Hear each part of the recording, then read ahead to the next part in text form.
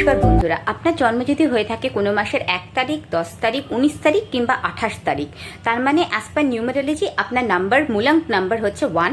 আর আপনি হচ্ছেন govern by planet সান। যেহেতু আপনি সান দিয়ে গভর্ন, তাই জন্য আপনার যেটা পার্সোনালিটি হবে হচ্ছে খুব অ্যাম্বিশিয়াস, কারেজিয়াস, এবং আপনার পার্সোনালিটিটা খুব স্ট্রং হবে।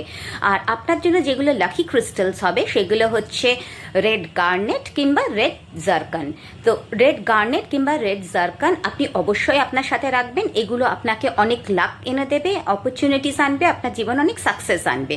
তো এই দুটোর মধ্যে যে কোনো একটা ক্রিস্টাল আপনি রাখতে পারেন, সেটা আপনি আপনার হাতে পরতেও পারেন অ্যাজ ক্রিস্টাল, যেটা আমরা ব্রেসলেট হিসাবে করি, আপনি ব্রেসলেট হিসাবে সেটা হাতে ধারণও করতে পারেন, কিংবা আপনি ছোট ছোট টাম্বলার্স আপনার বাড়িতে এবং আপনার অফিসের ডেস্কে সেখানেও রাখতে পারেন।